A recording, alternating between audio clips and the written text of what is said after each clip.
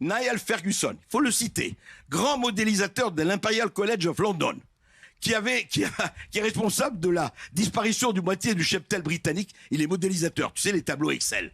Et qu'est-ce qu'il dit? Il dit il va y avoir 50 millions de morts. Il est allé voir Trump, il est allé voir Macron, il est allé voir tout le monde. Ça va être terrifiant. Vous allez avoir les cercueils qui vont inonder les rues. Et alors les gens se disent, bon, principe de précaution, normal. Il dit, attendez, il se retourne vers Moderna, Pfizer et compagnie, accélérez les vaccins.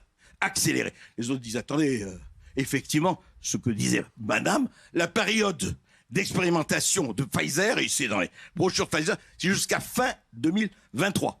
Ça, c'est clair, et tout le monde peut lire ça. Bon.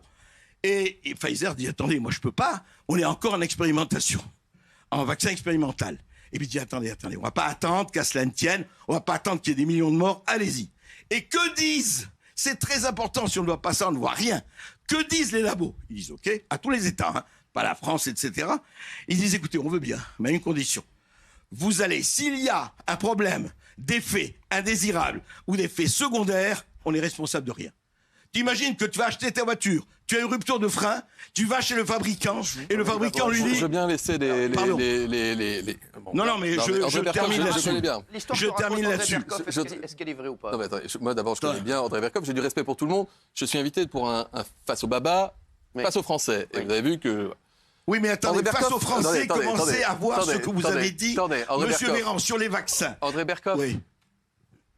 Vous voulez qu'on discute de ce que les uns et les autres ont dit? Oui, absolument. Aucun problème. Absolument. Je crois que c'est vous qui aviez commis un tweet vers la fin de l'année 2021. Oui. Vous parliez, je crois, de solution finale. Vos services ont bien travaillé, allez-y. Non, c'est juste que, vous savez, j'ai beaucoup travaillé moi-même. Oui. Je crois que vous avez parlé de solution finale en lien avec la vaccination. Vous pouvez nous expliquer? Oui, je peux m'expliquer. Alors, allez-y, absolument. C'est important quand on balance des choses comme ça, d'expliquer quel est le fond de sa pensée Alors, vous le prenez derrière. comme ça. Alors, moi, je vais vous dire ce que vous avez dit sur les vaccins, et je vais vous citer. Non, mais monsieur Berkoff, solution finale, oui. J'ai fait un excès parce que j'étais tellement indigné par la manière dont on traitait les non-vaccinés. Quand votre président, puisque vous parlez de ça, a dit dans le Parisien, votre président bien-aimé, dont vous êtes... Donc vous avez bien parlé de la solution finale à propos de la vaccination. Quand il a dit, j'ai envie, exactement, j'ai envie d'emmerder les vaccinés, j'ai envie. Il n'a pas dit j'emmerde les non-vaccinés. Il a dit j'ai envie d'emmerder les non-vaccinés. Ça m'a fait réagir. J'ai entendu que vous regrettez vos propos, c'est ça? Pardon? J'ai dit que j'avais été excessif sur le mot de solution finale.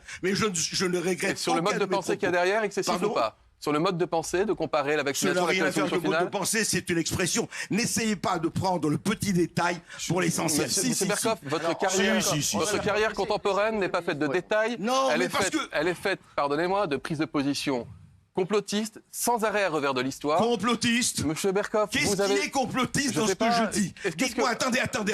C'est hallucinant. Vous avez mais vous avez parlé pendant 2 heures.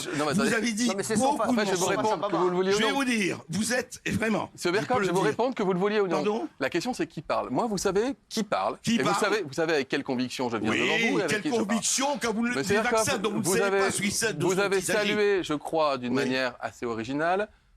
Vous me dites si je me trompe, qu'est-ce que vous avez pensé?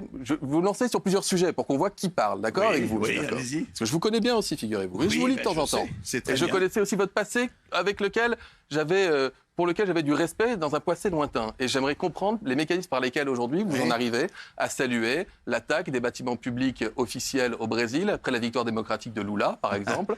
Qu'est-ce que ça a à faire avec l'autre sujet? Parce que c'est qui parle, monsieur Berkoff. Parce que j'ai tapé votre nom sur Wikipédia qui a marqué faire complotiste, réactionnaire. Tous les mensonges que vous avez proférés pendant 3 ans. Les gens comme vous, j'ai eu à frayer avec pendant 3 ans et je parle très tranquillement. Vous avez menti aux Français. Vous avez menti aux Français. Sans m'énerver.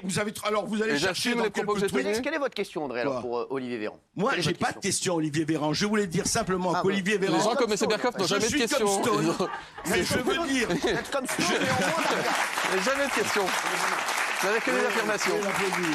Je veux dire simplement... Pardon. C'est Stone, mais en moins d'Arca. Je veux dire simplement à Olivier Véran que sa gestion du Covid a été une gestion tout à fait lamentable. Et vous savez pourquoi?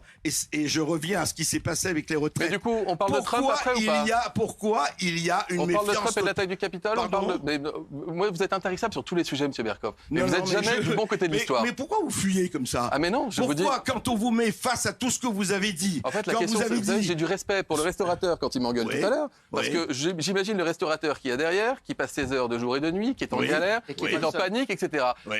Je vous le dis, M. Berkoff, aucun respect pour la façon que vous avez aujourd'hui d'exercer le métier que vous avez exercé hier d'une autre manière. Écoutez, moi, je n'ai aucun respect pour les combats que vous menez. Je travaille dans une radio où je vois les témoins et je vois en France entière les témoins ce qu'ils me disent de la manière. Tandis que vous, monsieur Véran, propre page Wikipédia, vous n'avez même pas modifié. Dans la première phrase, il y a marqué « faire mensonger ». Le fidèle serviteur de tous les mensonges. Me faire insulter par vous, monsieur Berkoff, est un compliment et c'est le premier de la soirée. C'est très bien. Je vous en remercie.